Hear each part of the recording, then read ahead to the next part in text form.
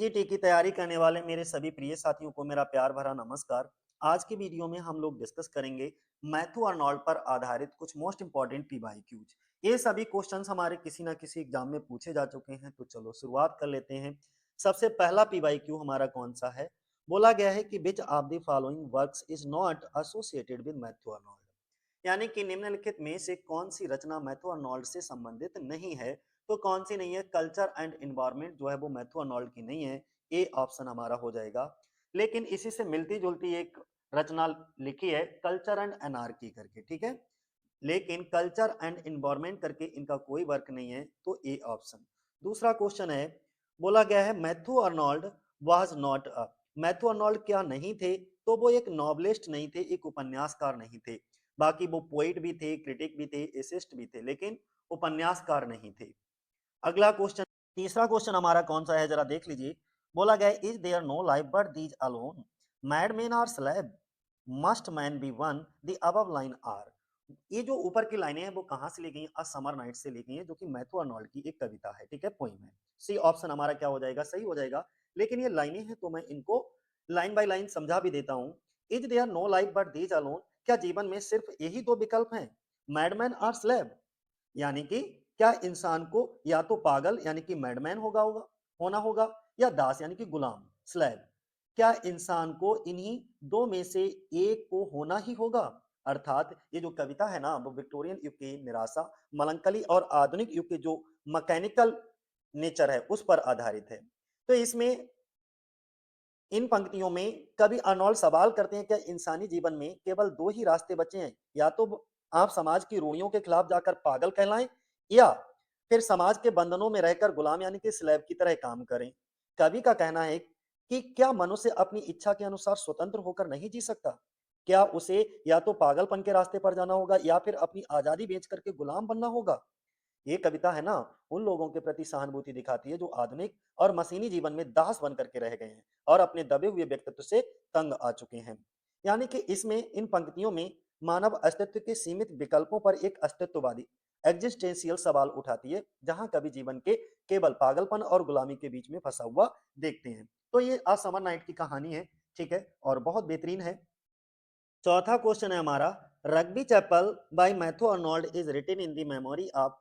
जो Rugby Chapel elegy है वो मैथ्यू अर्नोल्ड के द्वारा लिखी गई है, लेकिन किसकी याद में इसको लिखा गया है?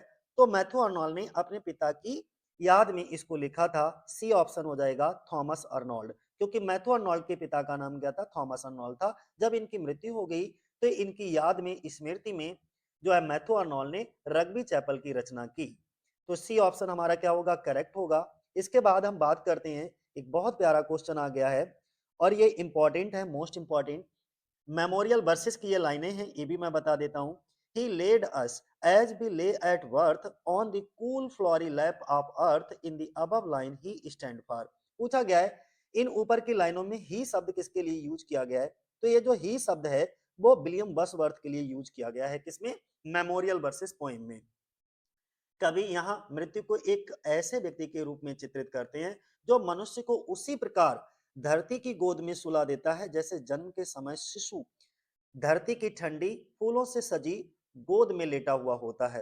Cool flowery lap of earth का अर्थ ही यही है कि धरती की शीतल और शांत गोद। ये मृत्यु की एक, जो मृत्यु होती है, हमारी डेथ होती है, उसको भयावह नहीं बल्कि एक शांत और प्राकृतिक प्रक्रिया के रूप में प्रस्तुत करता है ये लाइन, ठीक है। तो ध्यान बनाए रखना, यहाँ पर थोड़ा पर्सोनिफिकेशन किया गया है ही को, और ही किसके लिए? मैथ्यू अर्नोल्ड के लिए यूज किया गया है, ठीक है। मृत्यु हमें उसी प्रकार लेटा देती है जैसे हम जन्म के समय असहाय अवस्था में लेटे होते हैं। ही लेड अस एज बी ले एट वर्थ, इस लाइन का ये मीनिंग है, ठीक है। ये संकेत करता है कि जन्म और मृत्यु दोनों अवस्थाएं समान रूप से प्राकृतिक और शांत हैं। मनुष्य जीवन की शुरुआत और अंत दोनों में असहाय होता है। जब व्यक्ति जन्म लेता है उस समय भी असहाय होता है, और जब वो बूढ़ा हो जाता है, बूढ़ा होने के बाद जब वो मर जाता है तो भी वो असहाय होता है। दोनों ही परिस्थितियां कैसी होती हैं? असहाय वाली होती हैं। तो कवि मृत्यु को कोमल और स्वाभाविक रूप से प्रस्तुत कर रहे हैं, ना कि भयावह रूप से। कूल, अगली लाइन है, on the cool flowery lap of earth. Cool का मतलब ठंडी और शीतल, फ्लोरी का मतलब फूलों से सजी हुई, और लैप ऑफ अर्थ धरती की गोद होती है। अर्थात मृत्यु हमें धरती की शीतल और फूलों से सजी गोद में सुला देती है। यहाँ धरती को माँ के समान दर्शाया गया है, जिसकी गोद में मनुष्य अंततः विश्राम करता है। ये मृत्यु को शांत और विश्राम और प्रकृति में विलीन होने की अवस्था को दर्शाता है। अर्थात हम ओवरऑल अगर हम इसके मीनिंग की बात करें तो यही है कि मैथ्यू अर्नोल्ड हमसे यही बात कहना चाहते हैं कि मृत्यु कोई भयानक घटना नहीं है, ये डराने वाली घटना नहीं है, बल्कि भाई हमें उसी तरह शांत अवस्था में धरती की गोद में सुला देती है जैसे जन्म के समय हम एकदम माँ की गोद में सोए हुए होते हैं, एकदम शांत होते हैं। ठीक है, तो ये एक जीवन चक्र के बारे में बताया गया है। बर्थ, पहले जन्म होगा, फिर जीवन जियोगे, इसके बाद मृत्यु भी हो जाएगी। ठीक है, तो चलो आगे अब हम लोग बढ़ते हैं। छठे नंबर का क्वेश्चन है हमारा, बोला गया है others avoid our question, thou art free, thou stands for. ये जो दाउ है वो शब्द किसके लिए यूज किया गया है? तो ये विलियम शेक्सपियर के लिए यूज किया है। किसने? मैथ्यू अर्नोल्ड ने। क्योंकि मैथ्यू अर्नोल्ड ने एक सोनेट लिखा था 14 लाइनों का, और उसका नाम भी शेक्सपियर था। उसी सोनेट से इन लाइनों को लिया गया है और मोस्ट इंपॉर्टेंट लाइनें हैं, तो इसीलिए हम इसको जरा हिंदी में भी लाइन बाय लाइन समझा देते हैं। अदर्स अवॉइड आवर क्वेश्चन, अन्य लोग हमारे सवालों, आलोचनाओं और जो हम एनालाइज करते हैं उसके अधीन रहते हैं। मतलब सामान्य लेखक, व्यक्ति या समाज या और कोई भी आलोचना की जांच पड़ताल के प्रभाव में रहता ही रहता है। लेकिन दाऊ आर्ट प्री, लेकिन तू तू कौन? शेक्सपियर, तुम स्वतंत्र हो। शेक्सपियर अपने काम और व्यक्तित्व में पूरी तरह स्वतंत्र थे। उसके विचार, रचनाएं, दृष्टिकोण किसी भी बाहरी दबाव या नियमों के अधीन नहीं था। यहाँ पर मैथ्यू अर्नोल्ड शेक्सपियर को पूर्ण स्वतंत्रता वाला लेखक मानते हैं। बाकी लोग आलोचना, समाज और परिस्थितियों में बंधे रहते हैं, लेकिन शेक्सपियर अपनी दृष्टिकोण और कला में मुक्त हैं। ये पंक्ति शेक्सपियर की आर्टिस्टिक और इंटेलेक्चुअल फ्रीडम की प्रशंसा करता है। तो अब आपको अच्छे से समझ आ गया होगा। तो चलो आगे मूव करते हैं। सातवां क्वेश्चन बोला गया, who is the author of culture and Anarchy. Culture और एनार्की के लेखक कौन है? आपको बताना है। तो इसके लेखक कौन है? मैथ्यू अर्नोल्ड, यानी कि सी ऑप्शन हमारा सही हो जाएगा। अगला क्वेश्चन है हमारा आठवां, बोला गया है कि the function of criticism at the present time was written by. ये किसके द्वारा लिखा गया है? तो किसके द्वारा? मैथ्यू अर्नोल्ड के द्वारा लिखा गया है। सी ऑप्शन हमारा हो जाएगा। अगला 9 नंबर का क्वेश्चन है हमारा कि अर्नोल्ड्स यूजर्स इन पर्शियन हिस्ट्री। मतलब ये हुआ कि मैथ्यू अर्नोल्ड की कौन सी रचना फारसी इतिहास का वर्णन करती है? तो फारसी इतिहास का वर्णन सोराब एंड रुस्तम में की गई है। तो बी ऑप्शन हमारा क्या हो जाएगा? सही हो जाएगा। 10 नंबर का क्वेश्चन जरा देख लो क्या बोला गया है। Which of the following characteristic describe the tone of Dover Beach best. Dover Beach की भावना यानी कि स्वर का सबसे उपयुक्त वर्णन क्या है? तो निराशावादी पोइम है, पेसिमिस्टिक हो जाएगा। सी ऑप्शन हमारा। अगला 11 नंबर पे बोला गया है, क्या बोला गया है? Matthew Arnold wrote which is a great exposition on culture. यानी कि मैथ्यू अर्नोल्ड ने कौन सी रचना लिखी जो संस्कृति पर महान विवेचना है? तो कौन सी है? वो कल्चर एंड एनार्की है, यानी कि ए ऑप्शन हमारा सही हो जाएगा। अगला 12 नंबर का क्वेश्चन देखो कौन सा है। अर्नोल्ड्स एम्पीडोकल्स ऑन एटना इज अ, यानी कि मैथ्यू अर्नोल्ड की एम्पीडोकल्स ऑन एटना किस प्रकार की कविता है? तो ये एक मेलोड्रामेटिक कविता है। बी ऑप्शन हमारा सही हो जाएगा। देखो 13 नंबर का क्वेश्चन क्या है, इसमें क्या बोला गया है? बोला गया है कि in which poem does Matthew Arnold express the dilemma of bonding between two worlds, one dead the other powerless to be born. मतलब क्या हुआ कि इंसान दो दुनियाओं में भटक रहा है, एक पुरानी दुनिया और दूसरी नई दुनिया।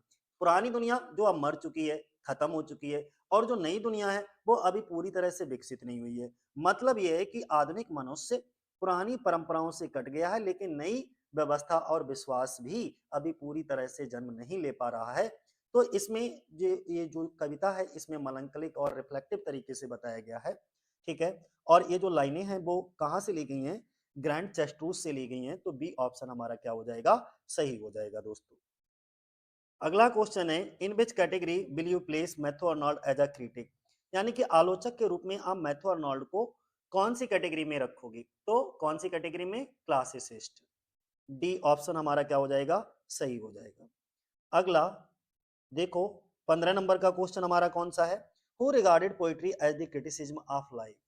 Poetry is the criticism of life किसने कहा? तो मैथ्यू अर्नोल्ड ने कहा। ये ऑप्शन हमारा हो जाएगा।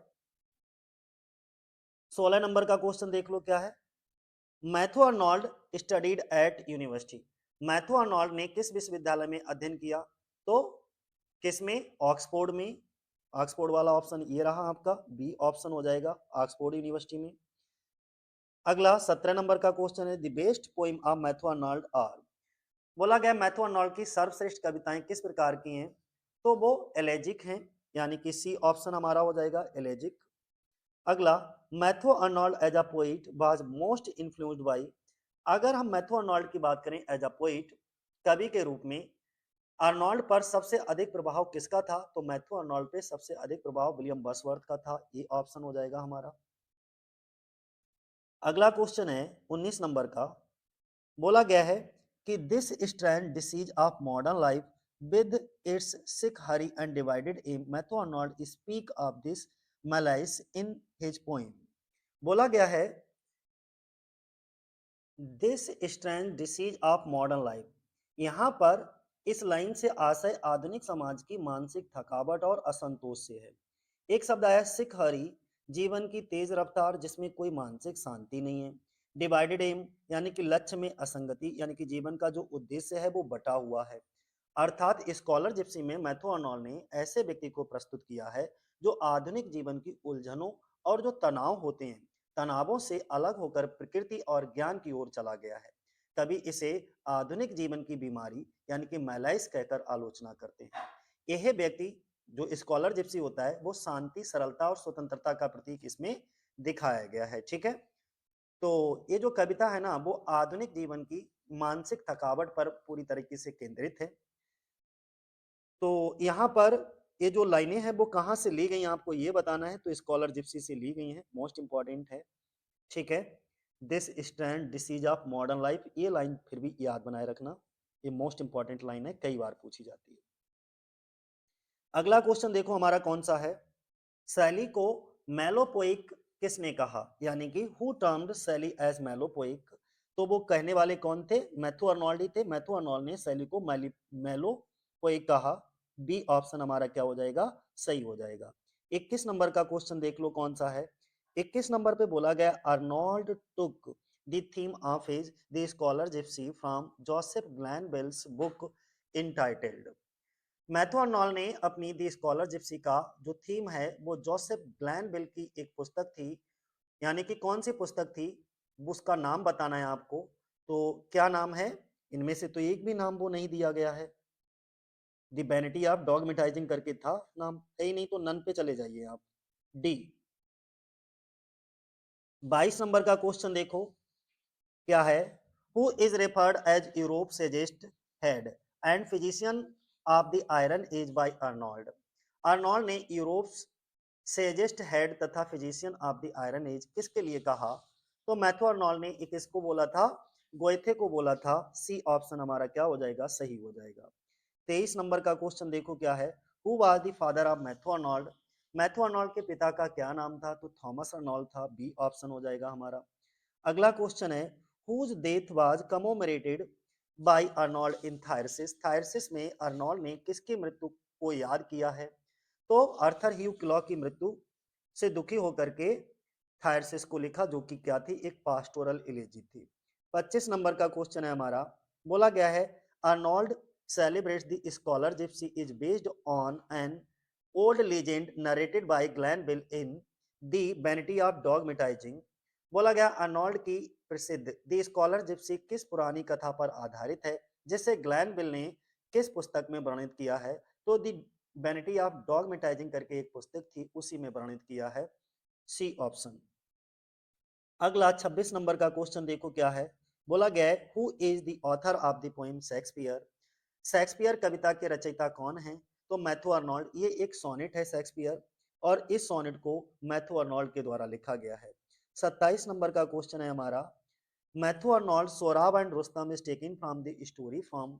मैथ्यू आर्नोल्ड की जो सोराब एंड रुस्तम किस कहानी से ली गई है, तो ये सहनामा से ली गई है। ठीक है, किससे, सहनामा, सी ऑप्शन हमारा हो जाएगा। 28 नंबर का क्वेश्चन है, which of these is not a poem by Matthew Arnold. चार में से कौन सी मैथ्यू आर्नोल्ड के द्वारा पोएम नहीं लिखी गई है, तो निम्न में से कौन सी कविता मैथ्यू आर्नोल्ड की नहीं है, द किंग्स ट्रेजेडी, ये मैथ्यू आर्नोल्ड की नहीं है, डी ऑप्शन हमारा हो जाएगा। 29 नंबर का क्वेश्चन देखो क्या कहा गया है, बोला गया है in Matthew Arnold's the Culture and Anarchy the term Philistine you is used for Culture and Anarchy में फिलिस्तीन शब्द का प्रयोग किस वर्ग के लिए किया गया है? तो किस वर्ग के लिए किया गया है? मध्यम वर्ग के लिए, यानी कि English middle class. B option हो जाएगा। और इसी मिडिल क्लास में मैथ्यू अर्नोल्ड भी अपने आप को रखते हैं। अगला क्वेश्चन हमारा क्या है? 30 नंबर का क्वेश्चन है, who wrote Sorab and Rustum? Sohrab and Rustam किसने लिखी है? तो मैथ्यू अर्नोल्ड ने लिखी है। सी ऑप्शन हमारा हो जाएगा। अगला क्वेश्चन है हमारा, फिर से रिपीट हो गया, पहले भी आ चुका है। Who praised Shakespeare thus? William Shakespeare की इस तरीके से प्रशंसा किसने की? Others avoid our question, thou art free, we ask and ask, thou smilest and art still. तो मैथ्यू अर्नोल्ड ने, यानी कि कौन सा? बी ऑप्शन हमारा हो जाएगा। 32 नंबर का क्वेश्चन है, मैथ्यू अर्नोल्ड्स रग्बी चैपल कमोमरेट्स? जो मैथ्यू अर्नोल्ड की रग्बी चैपल है वो किसकी याद में लिखी गई? तो अपने पिता की मृत्यु की याद में, यानी कि अपने पिता की मृत्यु से दुखी होकर के मैथ्यू अर्नोल्ड ने इस एलेजी की रचना की है। अगला question, who is Thyrsis in the poem of the same name? बोला गया है थायरसिस कविता में थायरसिस कौन है? तो थायरसिस किसके लिए बोला गया? आर्थर ह्यू क्लॉ के लिए बोला है। ठीक है, बी ऑप्शन हमारा हो जाएगा। B option. 34 नंबर का क्वेश्चन है, who called Chaucer the father of English poetry? Chaucer को फादर ऑफ इंग्लिश पोइट्री किसने कहा? तो मैथ्यू अर्नोल्ड ने। अगला क्वेश्चन है हमारा 35 नंबर का, when was Arnold's essay the function of criticism at the present Time published? The function of criticism at the present Time कब प्रकाशित हुआ? तो ये 1865 में प्रकाशित हुआ था। बी ऑप्शन हमारा हो जाएगा 1865। 36 नंबर का क्वेश्चन है, 36 नंबर का क्वेश्चन है, who made the observation about Shelley that he is a beautiful and ineffectual angel beating in the voice void his luminous wings in vain? तो 36 नंबर पे Matthew Arnold के द्वारा कौन सा? सी ऑप्शन हो जाएगा हमारा। लेकिन इसको हम जरा लाइन बाय लाइन हिंदी में भी आपको एक्सप्लेन कर देते हैं, इंपॉर्टेंट क्वेश्चन है। इन लाइनों में मैथ्यू अर्नोल्ड का मीनिंग ये था कि शैली एक अत्यंत सुंदर, आदर्शवादी और कल्पनाशील कवि थे, जिनके विचार ऊंचे और पवित्र थे, जैसे किसी देवदूत के हों। लेकिन अर्नोल्ड के अनुसार एक चीज और थी, शैली के विचार व्यवहारिक जीवन से जुड़े नहीं थे। उनके आदर्श समाज में वास्तविक परिवर्तन लाने में सफल नहीं हो पाए थे। ठीक है, वे केवल कल्पना और भावनाओं की दुनिया में उड़ते रहे। इसलिए अर्नोल्ड ने उन्हें सुंदर लेकिन निष्फल देवदूत कहा, जो अपने चमकदार पंख व्यर्थ में ही शून्य में फड़फड़ाता रहता है। मतलब ये था, अगर हम संक्षेप में बात करें, तो मैथ्यू अर्नोल्ड के अनुसार जो पीबी शैली थे वो एक महान प्रतिभाशाली और आदर्शवादी तो थे, परंतु उनके विचार व्यवहारिक प्रभाव नहीं डाल सके, जो प्रभाव समाज पर डालना चाहिए था। ठीक है, तो ये बात किसने कही? मैथ्यू किसने कही? मैथ्यू अर्नोल्ड ने। किसके लिए बोली? पीबी शैली के लिए। ठीक है, 37 नंबर का क्वेश्चन है, who highlighted the importance of poetry in the following manner? यानी कि कविता के महत्व पर बल किसने दिया? तो मैथ्यू अर्नोल्ड ने दिया था कविता के महत्व पर बल। डी ऑप्शन हमारा हो जाएगा। अगला 38 नंबर का क्वेश्चन है, बोला गया है कि in which landscape is the scholar Gipsy imagined? Scholar Gipsy में किस क्षेत्र की कल्पना की गई है? तो ऑक्सफोर्ड शायर की। बी ऑप्शन हमारा सही हो जाएगा। अगला क्वेश्चन है 39 नंबर पे, मिल्टन को first great artist in style किसने कहा? ठीक है, ये है हमारा, who among the following has said about Milton that he is our first great artist in style, our first great master in grand style? तो ये कहने वाले भी कौन थे? मैथ्यू अर्नोल्ड थे। बी ऑप्शन हमारा क्या हो जाएगा? सही हो जाएगा। अगला 40 नंबर का क्वेश्चन है, in the function of criticism at the present time what is proposed by Matthew Arnold as the essence of criticism?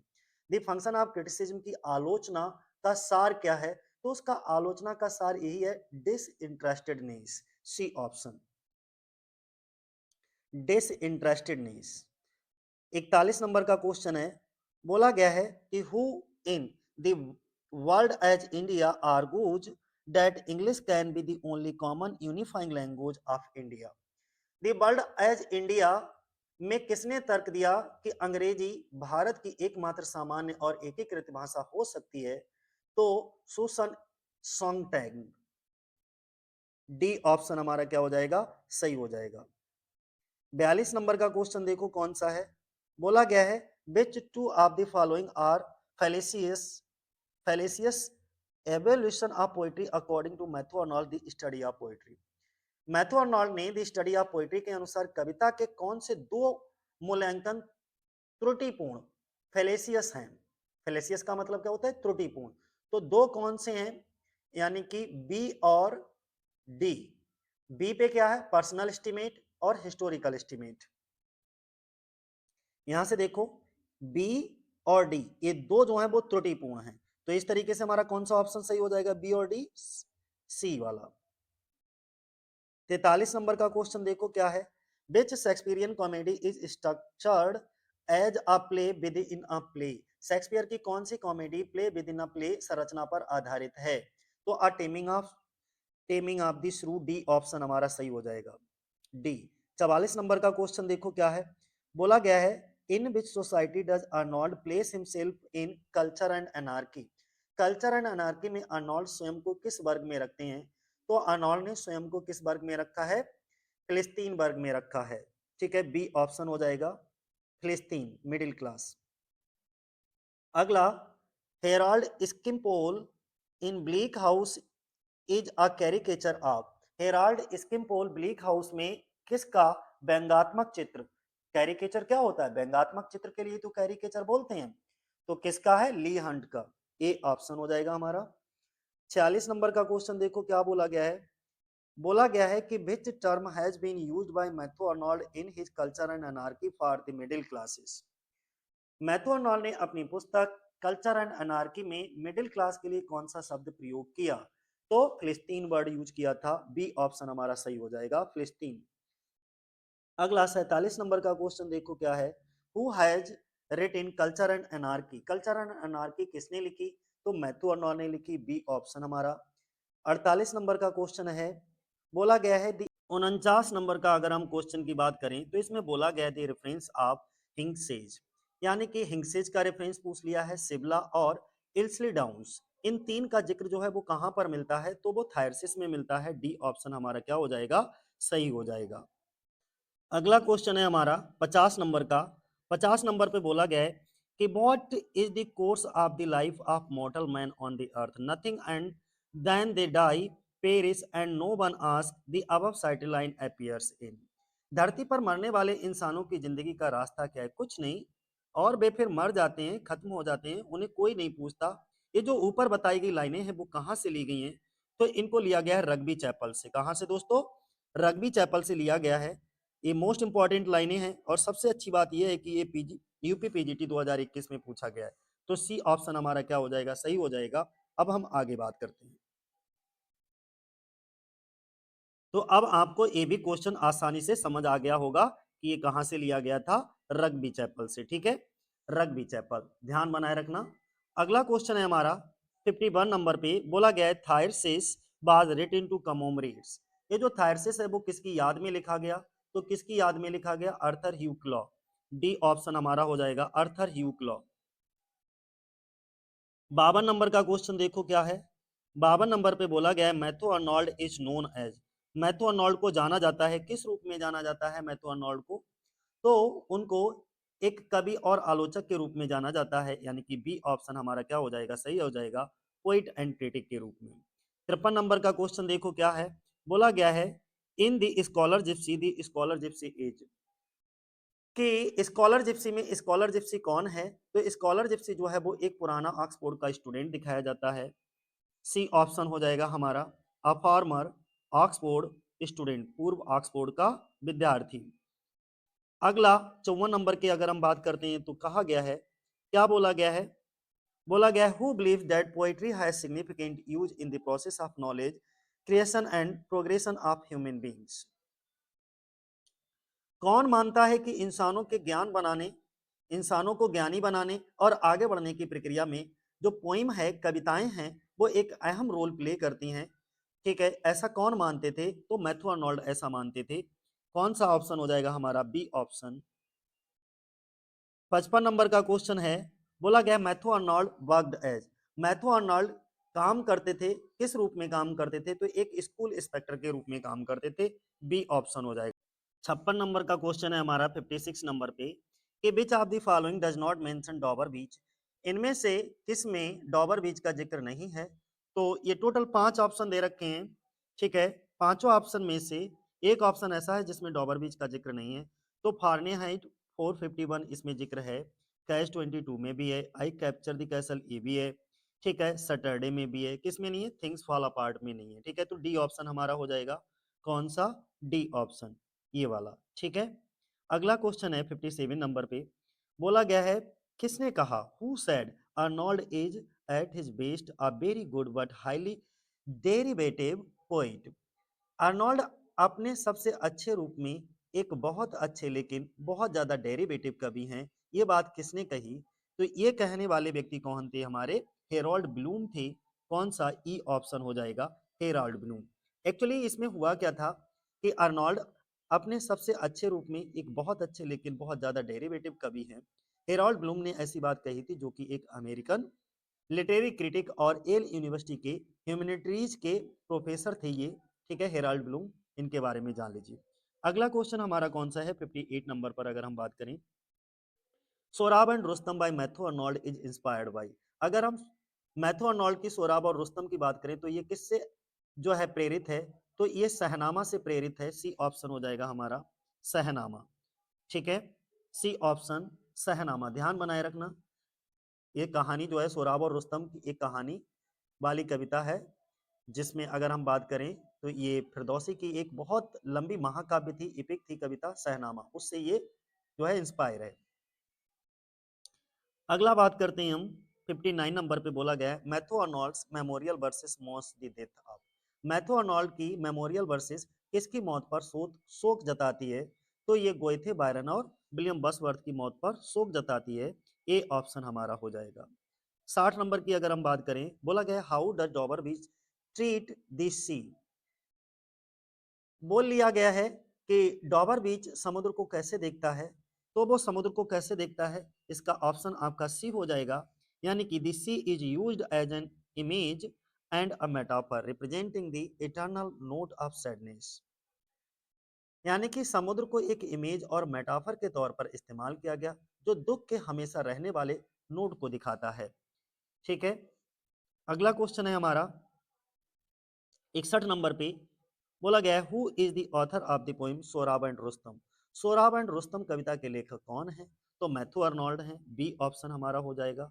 अगला क्वेश्चन है हमारा 62 नंबर पे, बोला गया है the touchstone method of literary criticism has been propounded by. Literary criticism का the touchstone method किसने दिया, मैथ्यू अर्नोल्ड के द्वारा ये दिया गया, बी ऑप्शन हो जाएगा हमारा, ठीक है। अगला क्वेश्चन है हमारा नेक्स्ट 63 नंबर पे, बोला गया है poetry is simply the most delightful and perfect form of utterance that human words can reach the above definition has been given by। ये भी मैथ्यू अर्नोल्ड के द्वारा ही ये डेफिनेशन दी गई है, लेकिन इसका मतलब समझ लो, ये जो पोइम होती है पोइट्री, ये सिंपली बस कहने का सबसे मजेदार और परफेक्ट तरीका है।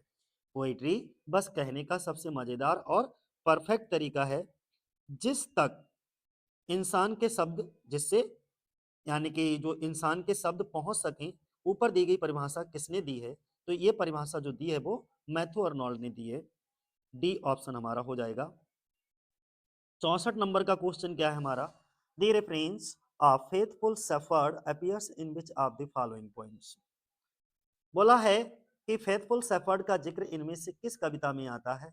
तो कौन सी कविता में आता है, रग्बी चैपल में आता है, सी ऑप्शन हो जाएगा हमारा, रग्बी चैपल। 65 नंबर का क्वेश्चन है, देखो, बोला गया है about whom did Arnold write in his poem Memorial Verses he laid us as we lay at birth on the cool flowery lap of earth. ये बिट हम रिपीट कर चुके हैं, इसलिए बार बार रिपीट नहीं करेंगे। अर्नोल्ड ने अपनी कविता मेमोरियल वर्सेस में किसके बारे में लिखा, कि उसने हमें वैसे ही लिटाया जैसे हम जन्म के समय लेटे थे, यानी कि धरती की ठंडी फूलों वाली गोद में। तो ये जो लाइन है, इसमें ही का प्रयोग किसके लिए हुआ है, विलियम बसवर्थ के लिए, ठीक है। तो ए ऑप्शन हो जाएगा, मेमोरियल वर्सेस की ये लाइनें हैं। 66 नंबर का क्वेश्चन कौन सा है, बोला गया है कि what is the name of Greek tragedy written by Matthew Arnold. आपको बताना है कि मैथ्यू अर्नोल्ड द्वारा लिखी गई ग्रीक ट्रेजेडी का नाम क्या है। तो उस ग्रीक ट्रेजेडी का नाम है सोराब एंड रुस्तम, और माफ करना, सी मीरो, सी। ठीक है। अगला 67 नंबर का क्वेश्चन देखो क्या है। बोला गया है कि Thyrsis was written by Arnold to commemorate his friend Arthur Hugh Clough who had died in 1861 at the age of 42। 42 वर्ष की अवस्था में, ठीक है, उनकी मृत्यु हो गई थी। तो बोला गया है कि थायरसिस अर्नोल्ड ने अपने दोस्त आर्थर ह्यू क्लॉ की याद में लिखी, जिसकी मृत्यु 1861 में 42 वर्ष की आयु में हो गई थी। तो कौन सा ऑप्शन हो जाएगा? ए, 42 वर्ष। पोइम कौन सी है? थायरसिस है। अगला 68 नंबर का क्वेश्चन कौन सा है? For the world which seems to lie before us like a land of dreams. उस दुनिया के लिए जो हमारे सामने सपनों की भूमि की तरह लगती है, कौन सी कविता से इसको लिया गया है? तो कौन सी कविता से? Sorry, is taken from the poem by, ठीक है, डॉबर बीच। और डॉबर बीच किसके द्वारा लिखी गई है? पोइम कौन सी है हमारी? डॉबर बीच। और लिखा किसके द्वारा है? मैथ्यू आर्नोल्ड के द्वारा। ठीक है।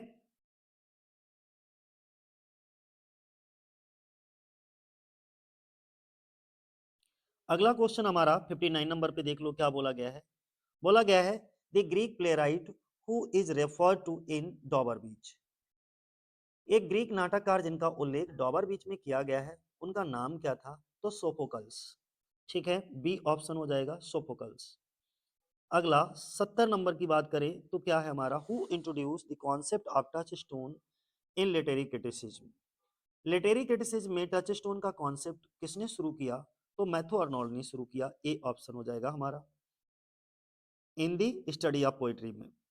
अगला क्वेश्चन 71 नंबर पे बोला गया है poetry is a criticism of life under the condition fixed for such a criticism by laws of poetic truth and poetic beauty who made this statement.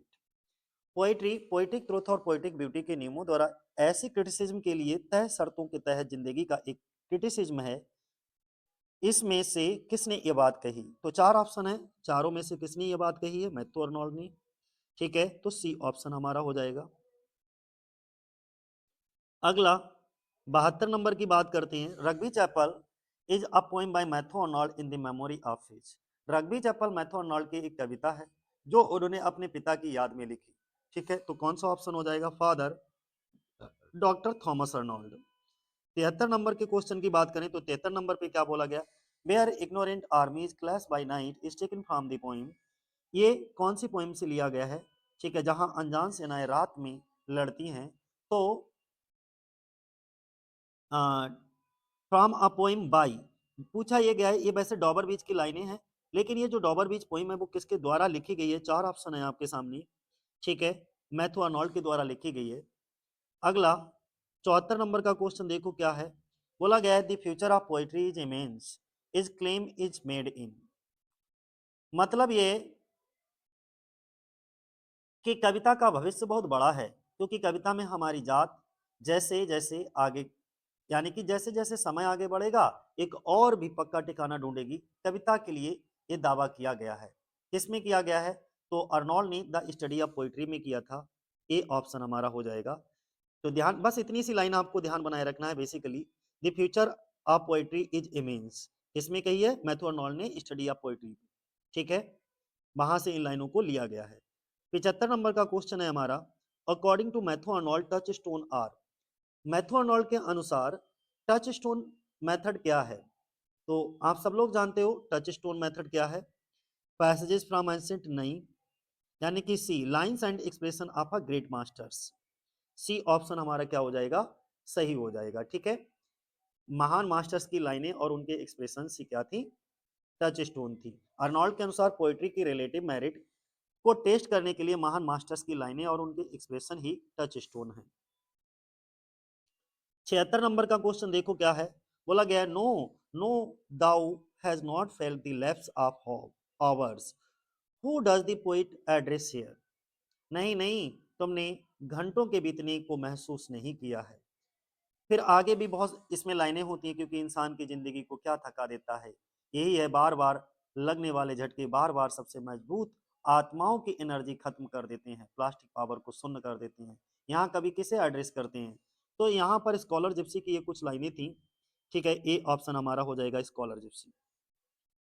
77 number का क्वेश्चन देखो क्या है। All great literature is at bottom a criticism of life. बोला गया है कि all great literature is, सारा महान साहित्य असल में जीवन की आलोचना है। ये बात किसके लिए है? तो ये मैथ्यू आर्नोल्ड ने बोली थी। ठीक है, कौन सा ऑप्शन हो जाएगा हमारा? बी ऑप्शन हो जाएगा, मैथ्यू आर्नोल्ड के द्वारा। 78 नंबर का क्वेश्चन देखो क्या है। 78 नंबर पे बोला गया है कि which English poet did Arnold disapproving call not one of the great classics?